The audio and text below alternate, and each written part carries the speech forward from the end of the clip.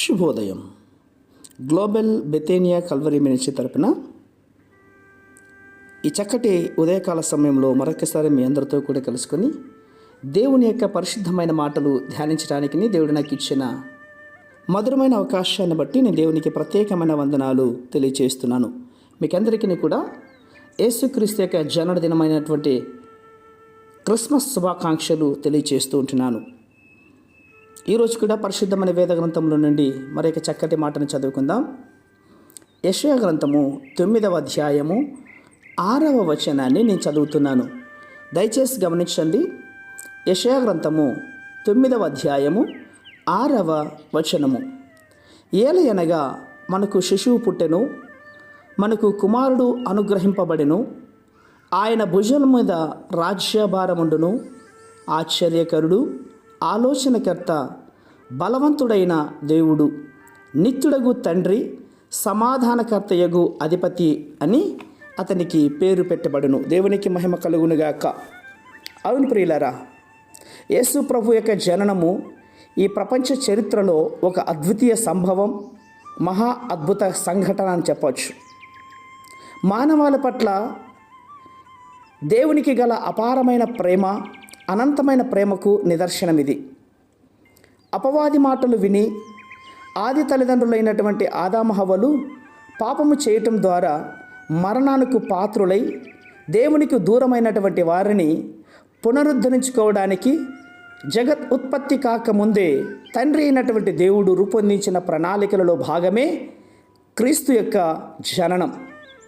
అవును, అపవాది మరణ భయము చేత దాస్యమునకు లోబడిన వారిని విడిపించడానికి దేవుడు తన ఏకైక కుమారుడైన యేసుక్రీస్తు వారిని పరిశుద్ధాత్మ ద్వారా ఈ లోకంలోనికి జన్మింపచేశాడు. తన దయకు పాత్రురాలైనటువంటి మరియమ్మను ఈ పవిత్ర కార్యానికి ప్రముఖ సాధనంగా వాడుకున్నాడు. ఆమెను ధన్యురాలుగా చేశాడు.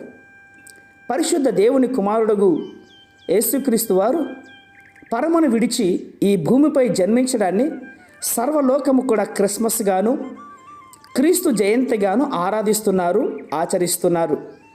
ఒక గొప్ప వేడుకగా, సంబరంగా ప్రపంచ ప్రజలంతా కూడా ప్రతి చోట జరుపుకుంటూ ఉంటున్నారు. ఈరోజు కూడా మన సంఘంలో ఉదయము 9 గంటల నుండి ఈ ప్రత్యేకమైన కూడికలు జరుగుతూ ఉంటున్నాయి. కాబట్టి కుటుంబ సమేతంగా దేవుణ్ణి ఆరాధించడానికి రండి. ఎందుకంటే ఆయన భుజం మీద రాజ్యభారం ఉంది. ఆయన ఆలోచనకరుడు, ఆశ్చర్యకరుడు, బలవంతుడైనటువంటి దేవుడు, నిత్యుడైన తండ్రి, సమాధానమునకు అధిపతి అయినటువంటి దేవుడు అని అతని పేరు పెట్టారు కదండి. మనమందరము కూడా ఆయన బిడ్డలమై ఉంటుండగా ఆయన ఆరాధించుటలో ఒక గొప్ప ఆశీర్వాదానికి మనం పాత్రలుగా జీవించుద్దాం.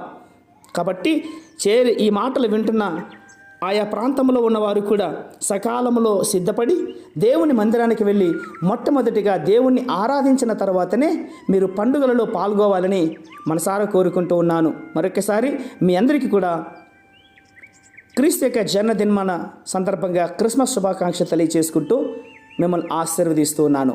పరిశుద్ధమైన మా ప్రియ పరలోకపు తండ్రి, నిజమైన ఆయన, ఈ సర్వ ప్రపంచం ఈరోజు మీ జన్మదినాన్ని జరుపుకుంటుండగా తండ్రి, ఈ మాటలు వింటున్న బిడ్డలందరూ కూడా సకాలంలో మందిరానికి వెళ్ళి మిమ్మల్ని ఆరాధించినట్లుగా తండ్రి, మిమ్మల్ని కొనియాడినట్లుగా మీరు సహాయం చేసి మహిమ పొందుకొని బిడ్డలు మీరు దీవిస్తారని విశ్వాసంగా నమ్ముచు చిన్న ప్రార్థనను మా రక్షకుడిని యేసయ్య నామమున బట్టి అడిగి వేడుకను పొందుచున్నాం మా తండ్రి. ఆమేన్, ఆమేన్, ఆమేన్.